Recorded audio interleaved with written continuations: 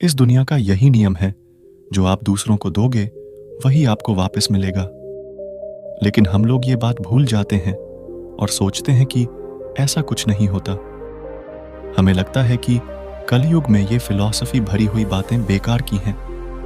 ऐसा सोचने वाले ही अक्सर गलत चीजों में ज्यादा लगे रहते हैं, और जब उनके द्वारा करी हुई गलत चीजों का हिसाब होता है तो वो यहां वहां मारे मारे फिरते हैं।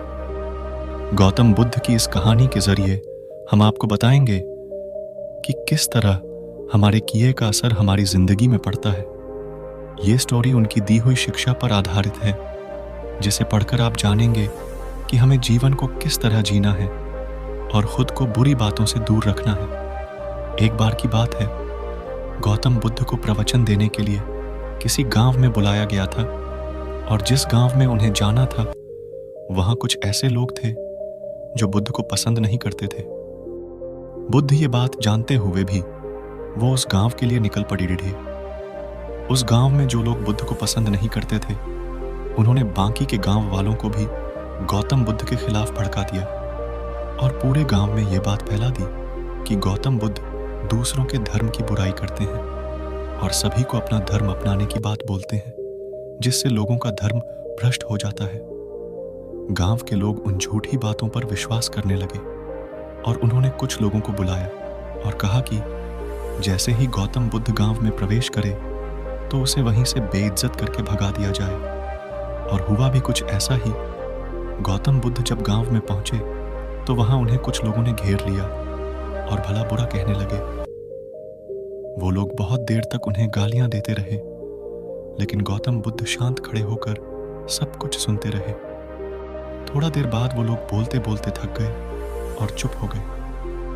उनकी चुप्पी देख गौतम बुद्ध बोले, अगर आप लोगों की बातें पूरी हो गई हों तो क्या मैं यहां से जा सकता हूं? गौतम बुद्ध की बात सुनकर उन लोगों को कुछ समझ नहीं आया। उन्हीं में से एक व्यक्ति बोला, हम लोग इतनी देर से तुम्हें गालियां दे रहे हैं और तुम अब भी पूछ रहे हो कि मैं यहां से जाऊं। क्या तुम पर हमारी किसी भी बात का कोई असर नहीं पड़ा? गौतम बुद्ध बोले, आप लोग चाहो तो मुझे और गालियां दे सकते हो, क्योंकि ये आपका स्वभाव है, लेकिन मैं उनमें से किसी गाली को लूंगा नहीं। आपकी गालियों का तब तक मुझ पर कोई असर नहीं पड़ेगा जब तक मैं उन्हें स्वीकार नहीं कर लेता या उन्हें ले नहीं लेता। जब मैं आपकी गालियों को लूंगा ही नहीं तो वो गालियां कहीं नहीं जाएंगी, बल्कि आप लोगों के पास ही रह जाएंगी, और इन गालियों को असर भी आपको ही होगा। सीख जो हमें गौतम बुद्ध की जबरदस्त प्रेरणादायक कहानी से मिलती है। हम लोग भी जाने अनजाने लोगों को बहुत बुरा भला कहते हैं, कभी गुस्से में तो कभी जलन की वजह से। जो बुरी बातें हम दूसरों के लिए कहते हैं उनका असर अक्सर हम पर ही होता है। रास्ते में चलते हुए कोई दिखा तो उसे मन ही मन गाली दे देते हैं।